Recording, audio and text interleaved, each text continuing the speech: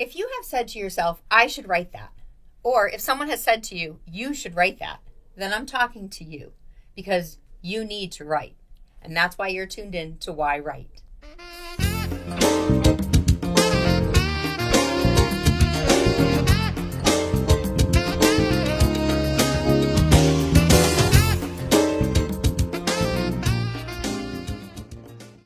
Hi, welcome to yWrite. I'm your host, Angela Grout. Thank you for tuning in to this episode of yWrite, where of course we're learning why writers write and why you should be writing your story too. For we all have that story in us, and how are you going to tell yours? Is it going to be in a book? Is it going to be on a stage? Well, today we're going to find out about how someone wrote quite a few books, and they're all on a page for you to pick up to buy because all of them are super educational and really great reads. So I want to introduce today the guest that I have. Her name is Dr. Pamela McMahon, and she is a holistic doctor and a national board certified counselor and hypnotherapist. Don't worry, we're not going to hypnotize you today. Mm-hmm. For over 30 years, Dr. McMahon has been treating folks ages 3 to 103. She practices in Arizona, Connecticut, and Prince Edward Island in Canada. And we're going to talk to her about those locations. She leads spiritual journeys and has a natural God-given gift to do intuitive readings and hands-on healing. I'm very excited to talk to her today. She was born here in Western Massachusetts. We both went to Cathedral High School. And she's written several books that provide readers healing modalities, including the titles, and we're going to show them and talk more about them, is The Transformational Power of Prayer, The Secret to Losing Weight in 10 Days, and How to Quit Drinking, a quick and short, easy guide. And then we also have a book about Prince Edward Island. So I want to welcome to the show Dr. Pamela McMahon. Thank you so very much. Oh, you're very welcome. Thank you for coming into the studio. It's my pleasure. Thank you for having me. Oh, you're very welcome. So you have been writing for how many years now? Yes, I started writing about a year to a year and a half ago. Oh. And I just really found it to be just really enjoyable.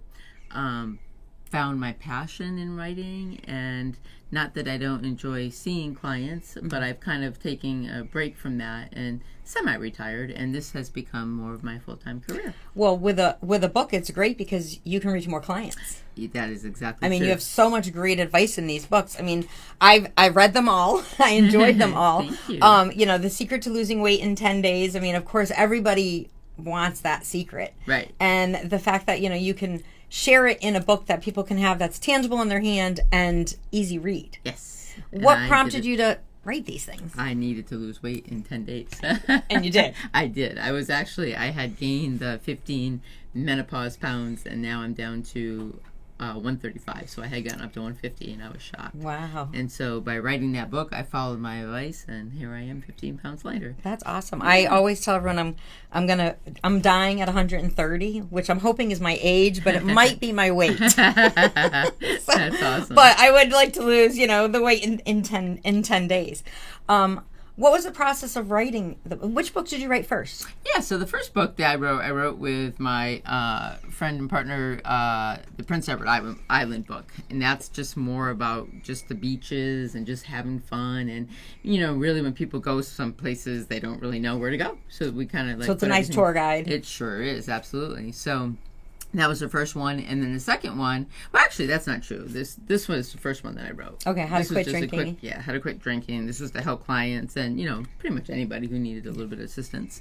And then the second one was the Prince Edward Island, and then I wrote The Secret to Losing Weight, and then The Transformative Power of Prayer. So this one here, the How to Quit Drinking, the quick and easy guide. I have to say, everybody who wants to lose weight or quit drinking or something, it seems like such a hard task, but you've made it so simple. Oh, thank you. I mean, it's a nice, short, easy, quick read that it's a good reference. Yes, absolutely. To have. And made it so that you can use it really every day. It's a journal, and I really encourage people to... Yeah, I do like how you have, places to put your notes. Yep. And then also, too, there's a link in here to a great video that if it doesn't make you stop drinking, I don't know what will. So that's awesome. Scan that. It's on YouTube, and then take some notes from that. And I do recommend, like I said, you can read this so quickly every single day. Just, take. So when you made that link, and I think you have another link in the prayer book. Yep. Okay. So you create your QR code. Correct. Where did you create your QR code? Because for writers out there looking to do this, Yeah, they might want to know absolutely. that. So actually, Mari does that for me. So she's kind of the person behind. I do a lot of the tech writing. stuff. She does a lot of the tech stuff. So, but you can create it on Amazon. Okay. Yeah, that's an easy thing. And then to you do. own it and you put it on and it links to whatever Absolutely. site. Yeah. I mean, QR codes seem intimidating to people, but I realize how kind of pretty easy it is. Yeah, absolutely. I think it You just can sounds complicated. Google too how to do a QR code. So when did you become a doctor and why did you go into this holistic field? Yeah, so I became a doctor in 2010. So prior to that, I was a counselor and in the school system, and then I had leaky gut. And I spent years and years trying to figure out what was wrong with me. So through that process, I figured, well, why not go to school and get my degree, 100%, my doctorate in it, and then I can help other people. A lot of times we become what we most needed. Exactly. I mean, so people were coming to see me, so many people, and every person had the same symptoms that I had. And I thought to myself, okay, God's sending me these people so that they don't have to go down this path. And I was able to help people so that they didn't have to suffer like I did. Yeah, that's like, me starting the show Why Write, because I kept saying, why am I writing? And then I'm meeting all these people who love to share their stories of why they wrote. And then you just realize, when you have a voice and you have the wisdom and the education to share something, absolutely, you got to do it. Isn't that interesting how that works? How the universe, God, spirit, source. we come. So let's go right into God and spirit. Sure, because I am a very spiritual person. You have the transformational power of prayer. Yes, absolutely. I have to say, and you did it in hardcover, which I'm always impressed with an author does it in hardcover, because I'm like, ooh, hardcover, those are more expensive. But it's just like a sturdier book. It is nice. I mean, this is so well put together because you have all your headlines and things. Did you do the editing and formatting yourself, or did you have an editor? So good question. I did it myself, but I did send it out just for the professional formatting of it. But I actually went through and edited and changed it. It took quite some time. I mean, for sure. Well, because you have like little summaries at the end, and then the way everything is laid out, with your highlights, and you're doing something that's. I want to say it's an educational book, but it's a very, spiritual, empowering book. What was the call to write this? So I grew up very spiritual. So at the age of 7, I remember giving my life to God. And then from there, I went to Christian school, thanks to my parents. And, I just found all throughout my life. Again, right before I got my license, I remember it was on March 2nd of 1989. I remember before I went in, I was so nervous. I remember asking God to just be with me. And there was this sense of peace that just came through me. Another story, I had the most crooked teeth when I was 8. And it was almost overnight that my teeth straightened out. And I remember hearing God say, I fixed that for you. I was like, you did? And I hate going to the dentist. And so I never had to have braces. And, so I always had that presence. And then I just, through my practice, when I was working with folks, I would know exactly where to go, like, what to tell them was wrong, where to put my hands. And I figured, I need to share this. I need for people to know, like, really the most powerful thing in the world is prayer. 100%. I so resonate with that. I had a similar experience around the age of 7. Oh, wow. So when you said that, I was like, oh, wow. Interesting. What is that? And, hearing God's voice and hearing him, talk to us is so beautiful, so powerful, and sometimes can be scary to people because, people think you're hearing voices and, but God's presence. And, when I teach confirmation, I'm always saying to the kids, like, if the voice is telling you to harm yourself or someone else, then you seek help. Because God's voice is always so loving and gentle and informative and encouraging. Yes. And definitely you share that in this. Good. It's, definitely shows your Christianity in this book. Yeah, and I'm a progressive Christian. So sometimes when people say Christian, they think of, you're going to burn in hell and things like that. I don't go into that. I don't necessarily even believe in hell. I think that hell is what we put ourselves through when we don't 100%. Connect with the divine, really, honestly. So, but I do make a lot of reference to the Bible because people do reference the Bible. But you reference other religious books Absolutely. too. You do address other faiths. Absolutely. We do write what we know. If we're raised Catholic, we're gonna kind of lean more towards writing what we know, which Absolutely. you have done. Yes. But prayer is such a simple tool. It is. I prayed the whole way here just because I love talking to God. I mean, he's my best friend, to be honest with you. I'm always talking to him, and I'm like, okay, listen, please give me the words I need to say, guide me. Exactly. You know, let me ask the questions that I want to know the answers to, but that also, you know, the audience wants to know too. And, you know, with prayer can transform your life. No doubt. Sure I have can. seen miracles happen like you've talked too. about. I mean, I know I still have books in me to write about those, but right now I'm still writing other people's stories. Yeah, no, you wrote your angel book, your angel story. Yes, and that is the voice of God. I mean, it is, even though it's a person coming to me, and now we're going to transfer a little bit into your intuitive readings and things, because this is where you're using your intuition, your faith, your spirituality, you know, and connecting to that God source. And, you know, whether you're talking to, you know, I mean, it's for me, it's all God. Absolutely. Just coming through in that unique individual that you might remember your grandmother as or something. Right. So with your practice and getting into using your own intuition of knowing, you know, if you're a Reiki master. I am. Yes. I did not say that in the intro. That's okay. You know, but when you do Reiki on someone, you know, you do have to follow your intuition. How did you get started with all of that? Yeah, so and know to trust yourself. You know, it was an accident, actually. So I went to India in 2012, and I went there to just kind of do a healing. I stayed for 3 months. I had a fever that broke out. It was 104. And I remember laying there, and then at that moment, like, it was almost like I caught on fire. And I remember seeing God, and I remember hearing the voice that, you know, you now have it. And I was like, I have what? And my hands just were on fire. Gift of holy fire. Yes. And then I went to learn Reiki, and while I was there in the class, the teacher said, I don't know who was at my feet, but whoever that was, and it was me. And I was like, oh, no, it's not me. Like, you know, it took a while because, you know, we're humble. Like, Yes. And so it took a little bit, but then the more I would see people, I would just touch somebody and they were healed. And I was like, okay, well, like, this is getting crazy. And at that time, I started hearing a voice, and it was in an accent. And so I was like, well, why is it an accent? And the answer was so that you'll know that it's us and that it's not you. So it was almost like this voice I had from, you know, like, not, I don't want to because say we have our own inner critic and our own inner guides. And so this was like, and then I noticed when I was doing readings for people, my voice would change. Like, I would start talking in almost tongues, and I started speaking one time. I was speaking, I don't even know what language. But someone understood it. Well, yes. And then the lady said, oh my gosh, thank you.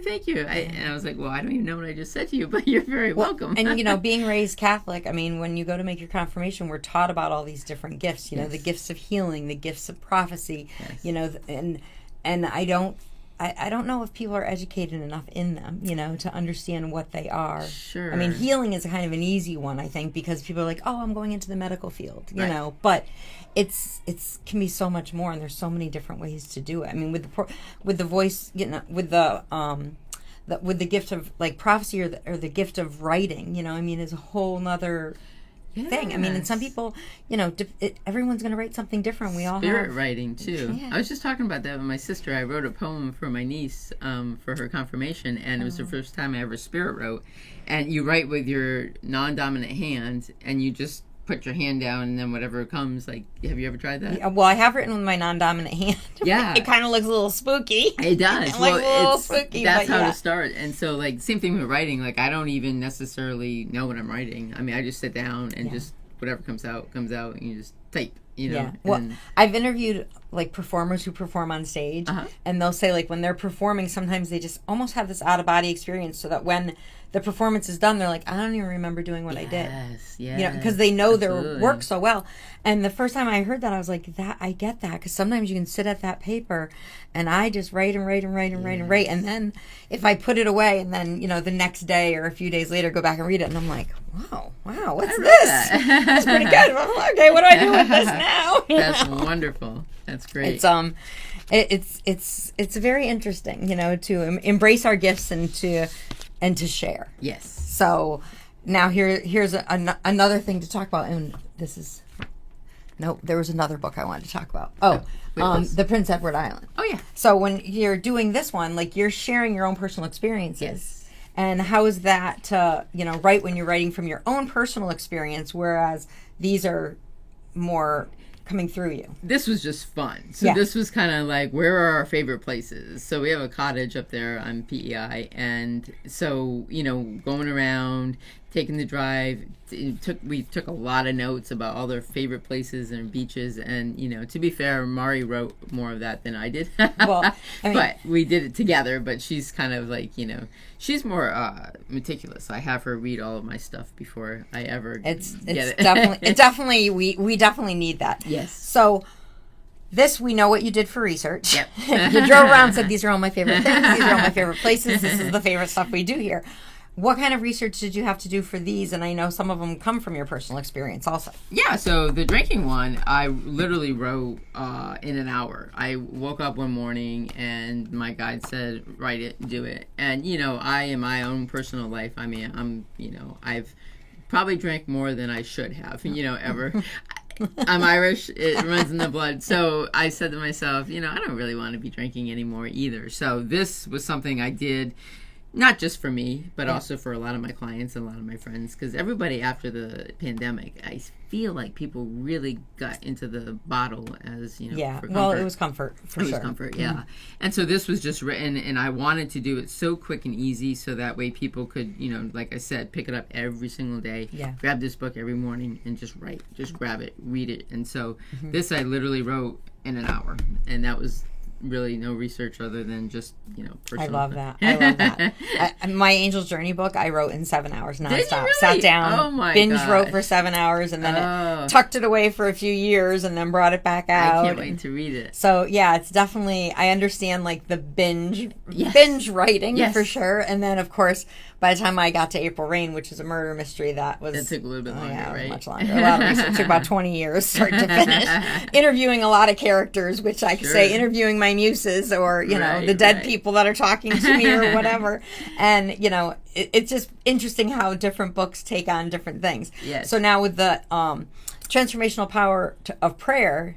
Yes, that took me a little bit longer because I had to reference the Bible quite a bit. And so I stopped sleeping in 2020. And so I did. I mean, I went through insomnia for 5 years. I mean, it just is at the end of it now. But what I did at night to stay sane was I listened to the Bible on Audible. And then I also listened to Joel Osteen. So I just listened. So when I wrote this stuff, I referenced kind of what I remembered. I said, I remember this. Yeah. Not so much what I remember when I was a kid, because I don't really remember that much. Well, I think when we're in school, we're learning more of the basics. Yeah. I don't know if it sticks with you, but then as we get adults, and, you know, you have some great Bible quotes in here that, you know, definitely do resonate with you. And, you know, one of them was just like, you know, if when God gives you the wisdom, he's going to give you the voice to use it. I wish I could quote the Bible and tell you where it was from. But I remember reading that going, you know what, that like is a part, that's something I need to highlight, because, you know, sometimes you just get nervous about sharing what you know, but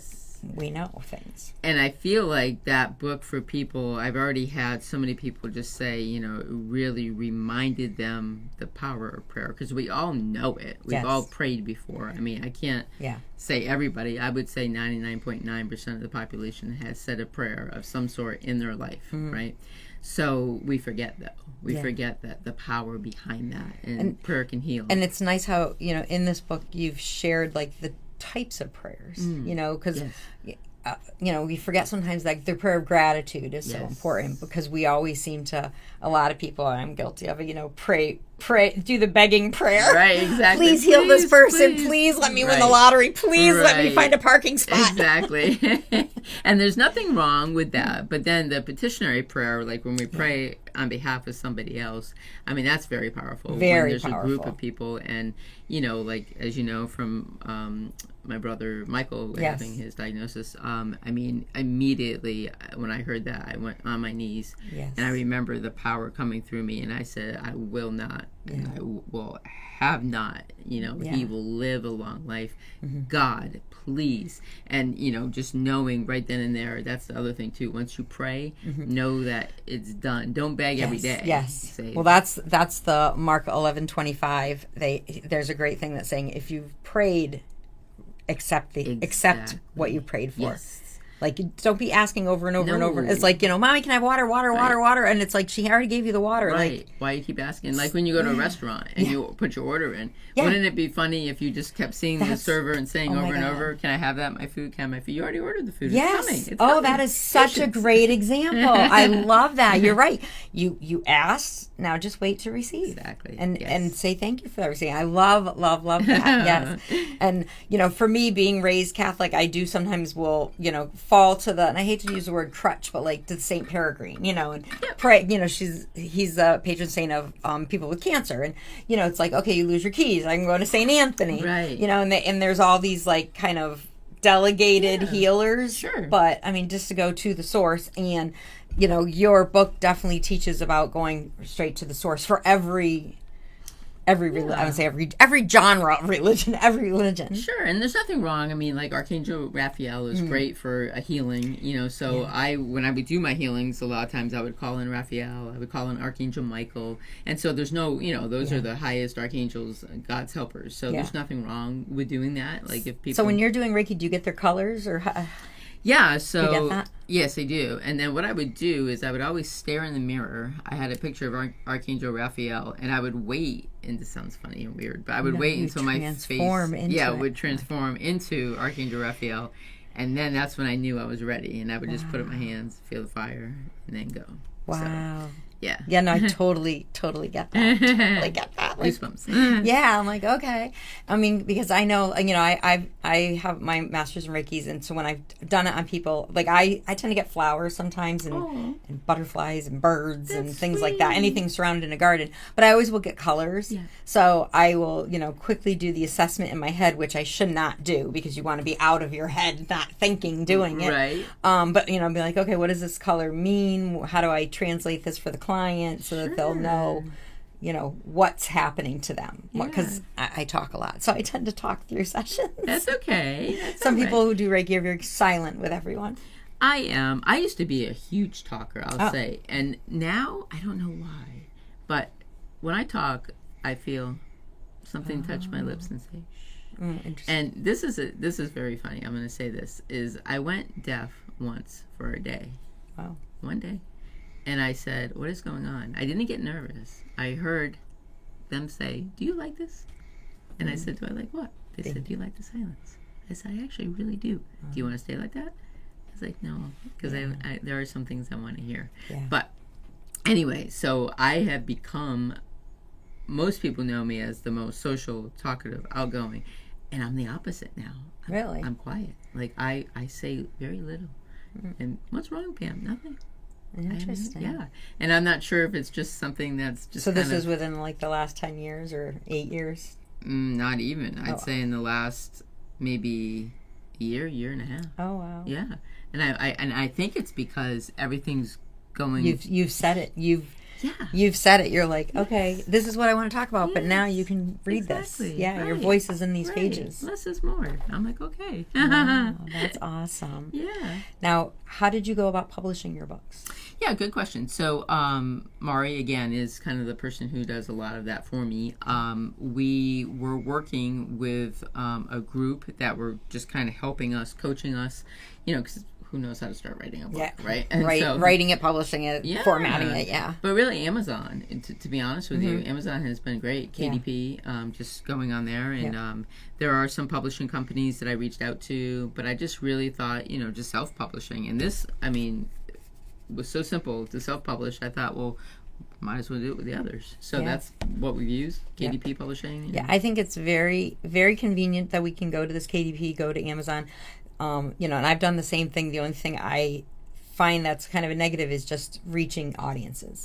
Oh, right. You know what I mean? Yes. Because they're not pushing you. They're not doing the publication. So I've done some TikTok videos. I've done some, like Facebook. And you can boost, on Facebook. You can boost on TikTok. You can boost. The thing is, I didn't have a huge social media presence to start with. It's just because private practice. I just, for some reason, again, less is more. And you're practicing in Connecticut, in Arizona, and in Prince Edward, so you're having audiences in those areas too. Do you do things in those communities to promote your books, or have you, or do you have things planned? Good question. So I haven't yet, and again, I shared about the insomnia, so when I get back to 100%, I feel like my sleeping has gotten better, and I'm so thankful. So I've kind of semi-retired until that got better.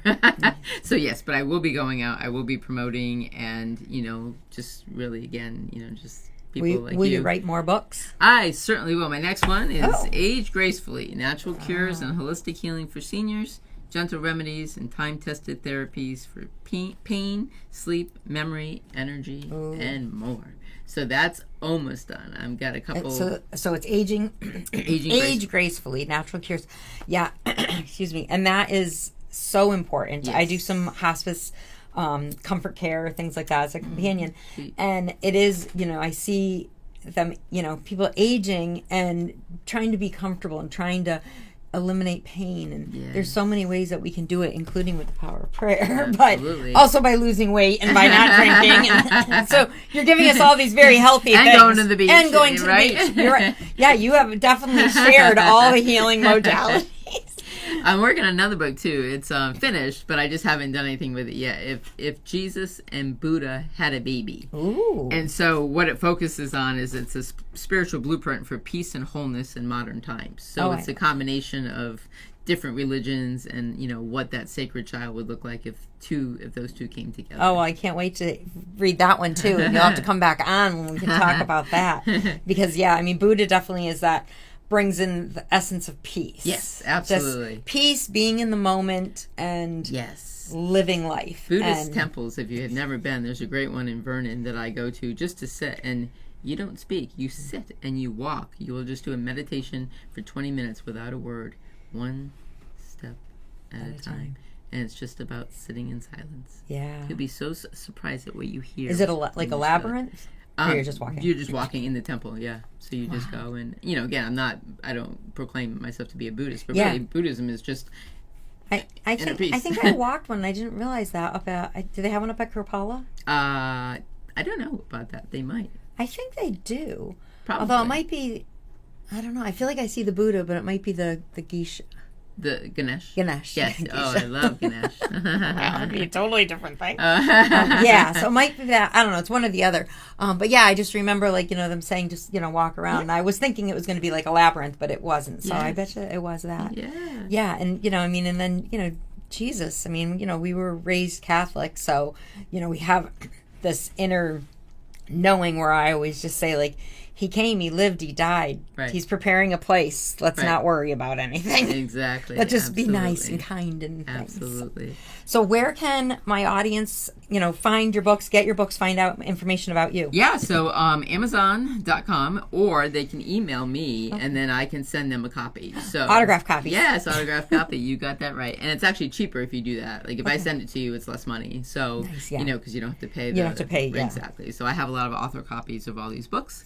And so my email is lifehealer777@gmail.com. I like that. Lifehealer777. Yeah, it's like playing the lottery. Or the casino, right? Right. And I do have a website too, lifehealer.org. But the only thing on there is just ear candling, because that's what I do here locally. Okay. And then also detox foot baths. So I'm out of Nirvana Spa in Summers. Nice. So, Well, thank you so much for coming on the show. Oh my gosh. Thank you so much for having me. I appreciate it. I think you're darling. And I'm just, thank you so very much. Well, I definitely highly recommend her books. They easy reads. I think I read each one in less than all together maybe 3 hours. All of them. Good. 2 hours. So. And that's what I also focus on too. Is if you notice, they're not that long. Yeah, because quick reads. Yeah, yes. Because sometimes you could just sit down, like you said, and just have a quick read. And this little journal again is made. Well, especially with self-help books, people need the quick read because if they're not getting the information quick, then they're going to get frustrated and fall back into their old habits. So. And I try to do not super small print,